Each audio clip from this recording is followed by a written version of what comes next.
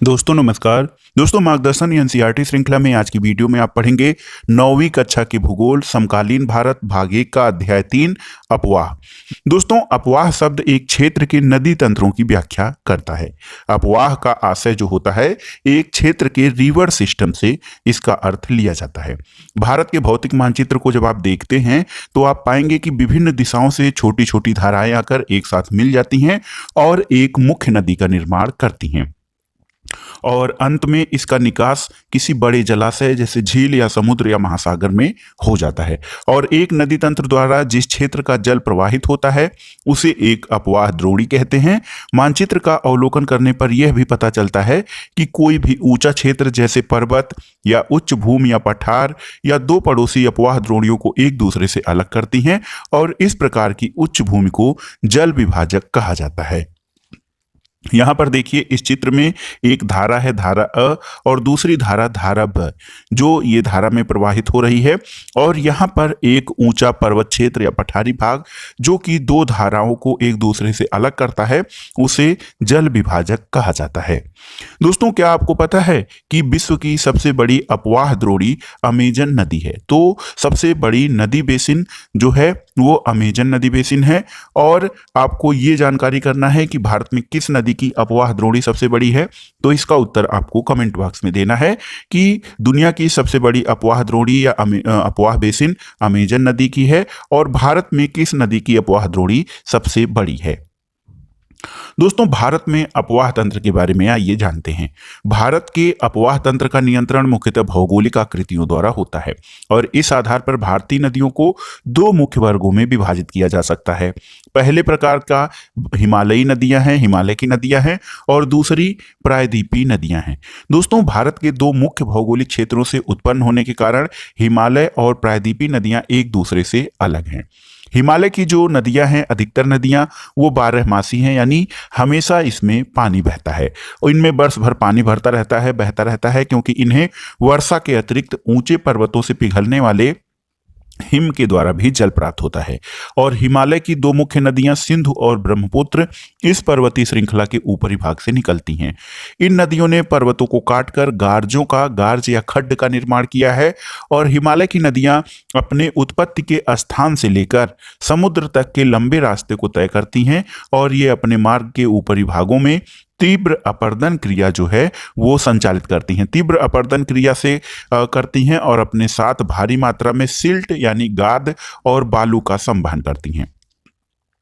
मध्य और निचले भाग जो हैं वहां पर ये नदियां विसर्प, गोखुर झील और अपने बाढ़ वाले मैदानों में बहुत से अन्य निक्षेपण आकृतियों का निर्माण करती हैं और ये पूर्ण विकसित डेल्टाओं का भी निर्माण करती हैं। तो यहाँ पर देखिए नदी की विभिन्न अवस्थाएं इस चित्र में आपको दिखाया गया है। देखिए एक ऊंचा स्थान है जो कि नदी का स्रोत है, जहाँ से नदी निकलती है और ये नदी का ऊपरी भाग है। उसके बाद ये जो मध्य भाग है नदी का, मध्य भाग से बहते हुए यहाँ पर मध्य भाग में देखिए ये विसर्प या टेढ़ा मेढ़ा आकार निर्माण कर रही हैं। इसके अलावा जो निचला भाग है, मैदानी भाग है, यहाँ पर गोखुर झील, देखिए यहाँ पर ये गोखुर झील का निर्माण कर रही है और अंत में जो है सागर या झील से मिलते समय यहाँ पर डेल्टा का निर्माण करती है। तो ये आपने हिमालयी नदियों के बारे में या नदी की विभिन्न अवस्थाओं के बारे में जाना।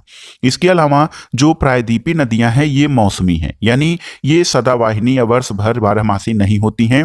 इनका प्रवाह वर्षा पर निर्भर होता है और शुष्क मौसम में बड़ी नदियों का जल भी घटकर छोटी छोटी धाराओं में बहने लगता है। हिमालय की नदियों की तुलना में प्रायद्वीपीय नदियों की लंबाई भी कम है और ये छिछली होती हैं। फिर भी इनमें से कुछ केंद्रीय उच्च भूमि से निकलती हैं और पश्चिम की तरफ बहती हैं। इसमें नर्मदा और ताप्ती, देखिए नर्मदा और ताप्ती नदियां प्रमुख हैं जो केंद्रीय उच्च भूमि से निकलकर पश्चिम की तरफ बहती हैं, यानी अरब सागर में बहती हैं। दोस्तों प्रायद्वीपीय भारत की अधिकतर नदियां पश्चिमी घाट से निकलती हैं और बंगाल की खाड़ी की तरफ बहती हैं। अब आइए विस्तार में थोड़ा सा हिमालय की नदियों के बारे में जानते हैं। दोस्तों सिंधु, गंगा और ब्रह्मपुत्र ये हिमालय से निकलने वाली प्रमुख नदियां हैं। ये नदियां लंबी हैं और अनेक महत्वपूर्ण एवं जो है बड़ी सहायक नदियां आकर इसमें मिलती हैं।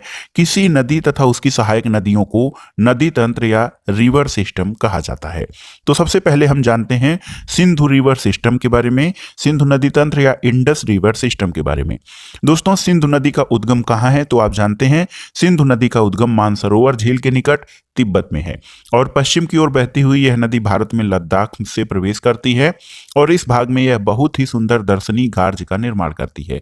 इस क्षेत्र में बहुत सी सहायक नदियां जैसे जास्कर, नुब्रा, श्योक और हुंजा इस नदी में मिल जाती हैं और सिंधु नदी बलूचिस्तान तथा गिलगिट से बहते हुए अटक में पर्वतीय प्रदेश से बाहर निकलती है। सतलज, ब्यास, रावी, चिनाब और झेलम आपस में मिलकर पाकिस्तान में मीठान कोट के पास सिंधु नदी में मिल जाती हैं। इसके बाद यह नदी दक्षिण की तरफ बहती है और अंत में कराची से पूर्व की ओर अरब सागर में मिल जाती है। दोस्तों, सिंधु नदी के मैदान का ढाल जो है बहुत धीमा है और सिंधु द्रोणी या सिंधु बेसिन को 1/3 से अधिक भाग भारत के जम्मू कश्मीर, लद्दाख, हिमाचल और पंजाब में और शेष भाग पाकिस्तान में पड़ता है। दोस्तों, 2900 किलोमीटर लंबी सिंधु नदी दुनिया की सबसे लंबी नदियों में से एक है। क्या आपको जानकारी है कि सिंधु नदी जल समझौता, सिंधु जल समझौता इस संधि के अनुच्छेद यानी 1960 के अनुसार भारत इस नदी प्रक्रम के संपूर्ण जल का केवल 20% भाग जल का उपयोग कर सकता है और इस जल का उपयोग हम पंजाब, हरियाणा और राजस्थान के दक्षिण पश्चिम भागों में सिंचाई के लिए करते हैं। तो सिंधु नदी तंत्र के बारे जानकारी के बाद आइए जानते हैं दूसरा महत्वपूर्ण नदी तंत्र, गंगा नदी तंत्र। दोस्तों, गंगा की मुख्य धारा भागीरथी है जो गंगोत्री हिमानी से निकलती है और अलकनंदा उत्तराखंड के देवप्रयाग में इस नदी से मिल जाती है। हरिद्वार के पास गंगा पर्वतीय भाग को छोड़कर मैदानी भाग में प्रवेश करती है और हिमालय से निकलने वाली बहुत सी नदियां आकर गंगा में मिलती हैं। इनमें से कुछ प्रमुख नदियां हैं यानी गंगा की सहायक नदियां यमुना, घाघरा, गंडक और कोसी। यमुना नदी हिमालय के यमुनोत्री हिमानी से निकलती है और यह गंगा के दाहिने किनारे के समानांतर बहती है और इलाहाबाद में गंगा में मिल जाती है। दोस्तों, घाघरा, गंडक और कोसी नेपाल हिमालय से निकलती हैं और इसके कारण प्रत्येक वर्ष उत्तरी मैदान के कुछ हिस्से में बाढ़ भी आती है। इससे बड़े पैमाने पर जान माल का नुकसान होता है, लेकिन ये वे नदियां हैं जो मिट्टी को उपजाऊपन प्रदान करती हैं और भूमि की उर्वरा शक्ति को बढ़ाकर इसे कृषि योग्य भूमि बना देती हैं। दोस्तों, प्रायद्वीपीय उच्च भूमि से आने वाली मुख्य सहायक नदियां चंबल, बेतवा और सोन हैं। तो यदि आपसे प्रश्न पूछा जाए तो गंगा नदी तंत्र में प्रायद्वीपीय उच्च भूमि से आने वाली गंगा की प्रमुख सहायक नदियां चंबल, बेतवा और सोन है। ये अर्धशुष्क क्षेत्रों से निकलती हैं और इनकी लंबाई कम और इनमें पानी की मात्रा भी कम होती है। दोस्तों, बाएं और दाहिने किनारे की सहायक नदियों के जल से परिपूर्ण होकर गंगा पूरब दिशा में पश्चिम बंगाल के फरक्का तक बहती है। यह गंगा डेल्टा का सबसे उत्तरी बिंदु है। यहाँ नदी दो भागों में बंट जाती है। भागीरथी हुगली जो इसकी एक वितरिका है दक्षिण की तरफ बहती है और डेल्टा के मैदान से होते हुए बंगाल की खाड़ी में मिल जाती है। मुख्य धारा जो है दक्षिण की ओर बहती हुई बांग्लादेश में प्रवेश करती है और यहाँ पर ब्रह्मपुत्र नदी इससे आकर मिल जाती है और अंतिम चरण में गंगा और ब्रह्मपुत्र समुद्र में विलीन होने से पहले मेघना के नाम से जानी जाती है। दोस्तों, गंगा और ब्रह्मपुत्र के जल वाली यह बृहद नदी बंगाल की खाड़ी में मिल जाती है और इन नदियों द्वारा बनाए गए डेल्टा को सुंदरबन डेल्टा के नाम से जाना जाता है। सुंदरबन डेल्टा, दोस्तों सुंदरबन डेल्टा का नाम सुंदरबन डेल्टा क्यों पड़ा है? तो दोस्तों, सुंदरबन डेल्टा का नाम वहां पाए जाने वाले सुंदरी वृक्षों से लिया गया है। दुनिया में सबसे बड़ा और तेजी से वृद्धि करने वाला डेल्टा सुंदरबन डेल्टा है। यहाँ रॉयल बंगाल टाइगर भी पाए जाते हैं। दोस्तों, गंगा के संरक्षण और इसके जो है विकास के लिए, इसके साफ सफाई के लिए नमामि गंगे परियोजना चलाई गई है। यह गंगा के एकीकृत संरक्षण के लिए चलाया गया एक मिशन है। इसमें राष्ट्रीय नदी गंगा से संबंधित 2 उद्देश्यों जैसे प्रदूषण के प्रभाव को कम करना और संरक्षण और कायाकल्प को पूरा किया जाना है नमामि गंगे प्रोजेक्ट के अंतर्गत। दोस्तों, गंगा नदी की लंबाई जो है वो 2500 किलोमीटर से अधिक है और गंगा नदी का अपवाह तंत्र जो है बहुत ही विशाल है। ये कई राज्यों से होकर बहता है। दोस्तों, अंबाला नगर सिंधु तथा गंगा नदी तंत्रों के बीच एक जल विभाजक पर स्थित है। अंबाला से सुंदरवन तक के मैदान की लंबाई 1800 किलोमीटर है, लेकिन इसके ढाल में गिरावट मुश्किल से 300 मीटर है।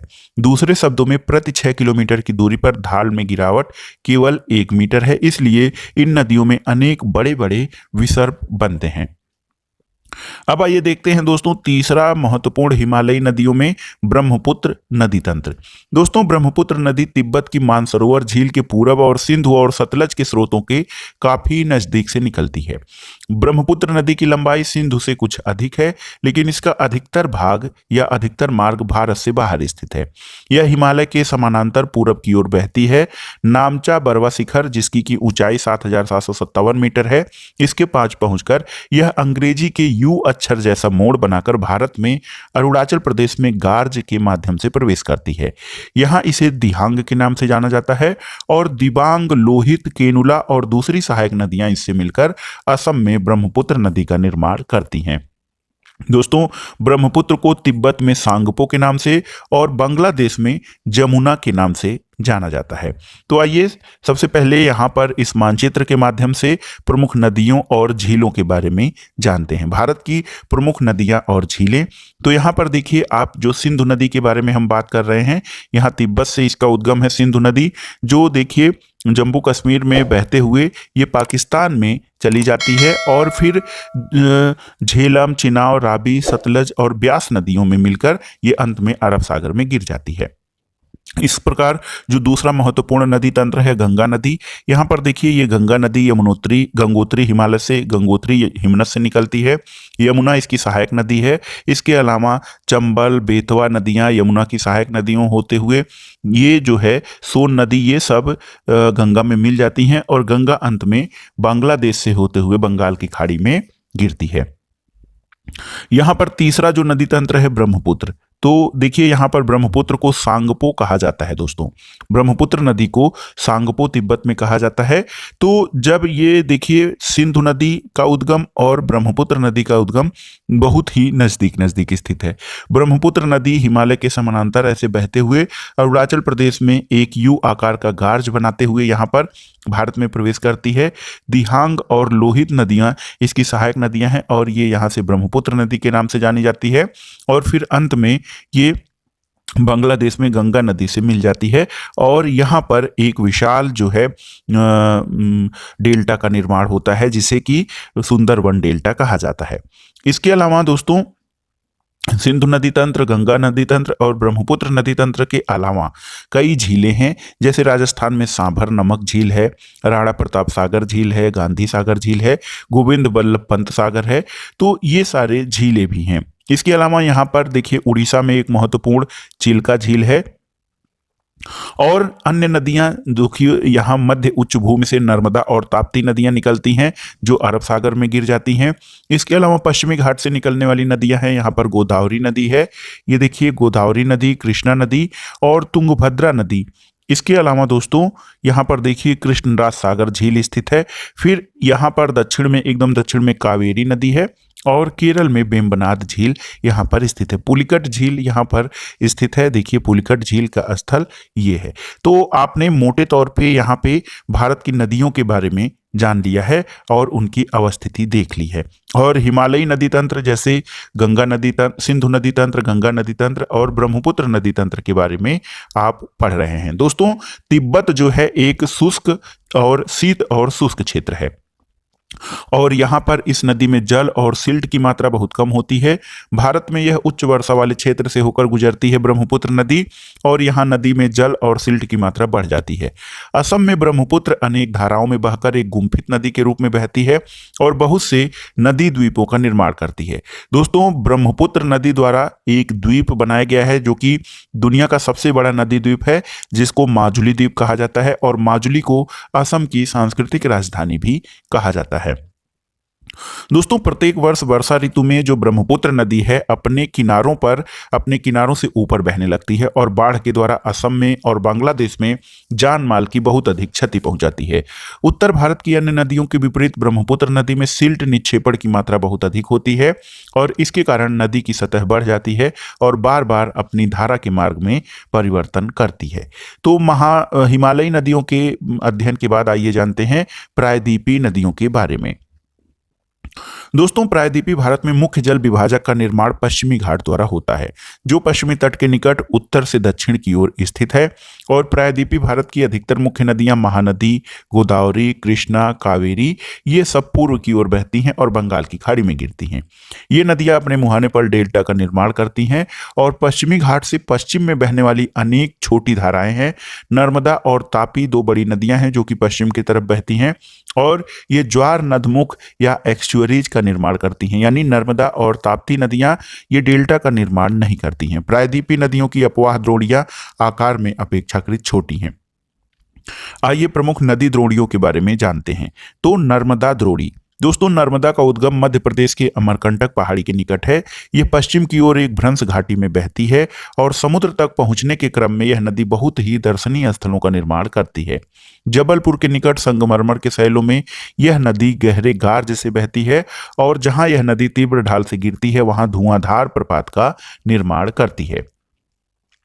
इसके अलावा नर्मदा की सभी सहायक नदियां बहुत छोटी हैं। इनमें से अधिकतर समकोण पर मुख्य धारा में मिलती हैं।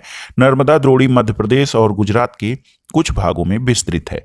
दोस्तों आपको जानकारी होनी चाहिए कि नर्मदा नदी के संरक्षण के लिए मध्य प्रदेश सरकार द्वारा नमामि देवी नर्मदे नाम की एक योजना प्रारंभ की गई है और आप इसके बारे में अधिक जानकारी नमामि देवी नर्मदे .mp.gov.in से भी प्राप्त कर सकते हैं।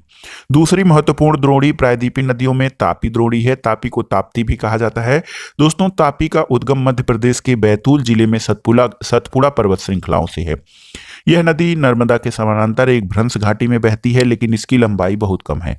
इसकी द्रोणी मध्य प्रदेश, गुजरात और महाराष्ट्र में है। अरब सागर और पश्चिमी घाट के बीच का तटीय मैदान बहुत अधिक संकीर्ण है, इसलिए तटीय नदियों की लंबाई बहुत कम है। पश्चिम की ओर बहने वाली मुख्य नदियां साबरमती, माही, भारत पूजा तथा पेरियार हैं। दोस्तों ये आपको बताना है, साबरमती जैसे गुजरात में, माही भी गुजरात में, भारत पूजा और पेरियार नदियां कहाँ बहती हैं आपको बताना है। तीसरी महत्वपूर्ण द्रोणी प्रायद्वीपीय द्रोणियों में गोदावरी द्रोणी है। गोदावरी दोस्तों सबसे बड़ी प्रायद्वीपीय नदी है। यह महाराष्ट्र के नासिक जिले में पश्चिम घाट के ढालों से निकलती है। इसकी लंबाई लगभग 1500 किलोमीटर है। यह बहते हुए बंगाल की खाड़ी में गिरती है और प्रायद्वीपीय नदियों में इसका अपवाह तंत्र सबसे बड़ा है। दोस्तों महानदी द्रोणी जो है महाराष्ट्र नदी द्रोणी का 50% भाग है। ये मध्य प्रदेश, उड़ीसा, महाराष्ट्र और आंध्र प्रदेश में स्थित है। गोदावरी की अनेक सहायक नदियां हैं जैसे पूर्णा, वर्धा, प्राणहिता, मंजरा, वेनगंगा और पेनगंगा।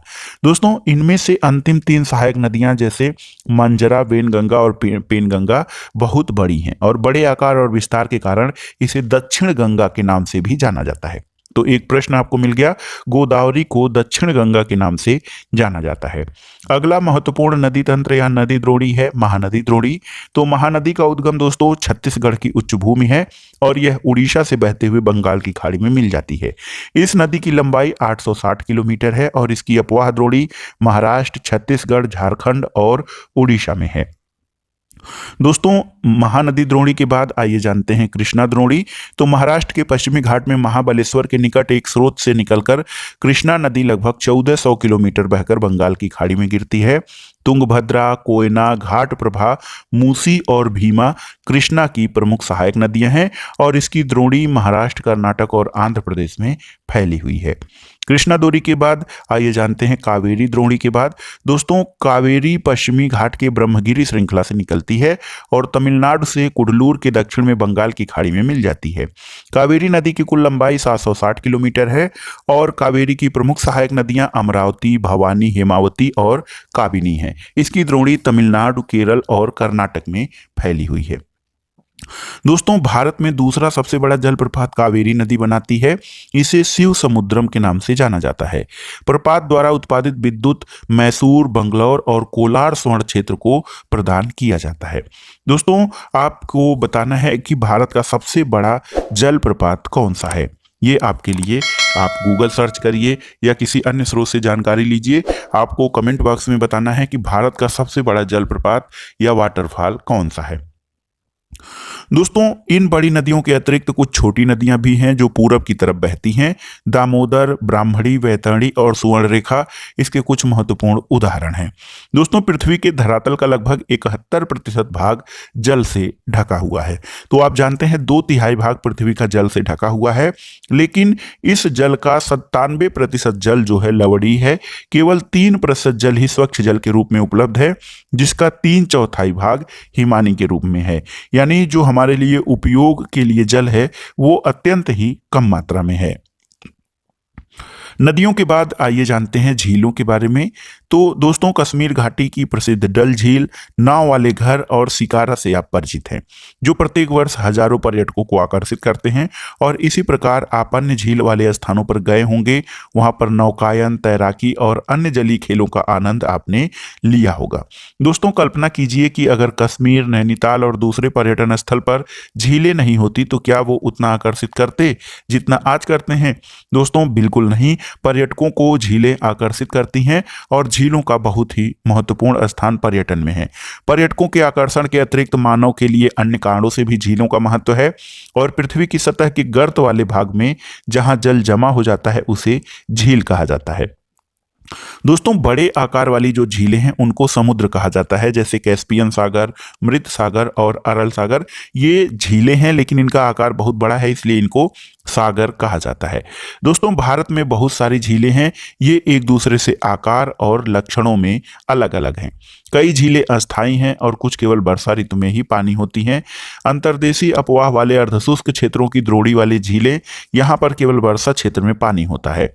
यहाँ कुछ झीलें हैं जिनका निर्माण हिमानियों और बर्फ के चादर क्रिया के फलस्वरूप हुआ है, जबकि कुछ अन्य झीलों का निर्माण वायु, नदियों और मानवीय क्रियाकलापों के कारण हुआ है।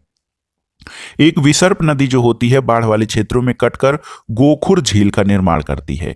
स्पिट और बार यानी रोधिका तटीय क्षेत्रों में लैगून का निर्माण करते हैं। चिल्का झील जो है, पुलिकट झील, कोलेरू झील, चिल्का झील, पुलिकट झील और कोलेरू झील ये लैगून झीलों के प्रमुख उदाहरण हैं।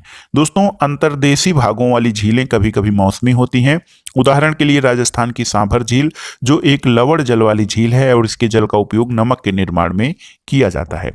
मीठे पानी की अधिकांश झीलें जो हैं वो हिमालयी क्षेत्रों में स्थित हैं। ये हिमानी के द्वारा बनी हैं और ये तब बनी जब हिमानियों या कोई द्रोणी गहरी बनाई जो बाद में हिम पिघलने से भर गई, या किसी क्षेत्र में शिलाओं अथवा मिट्टी से हिमानी मार्ग बंध गए।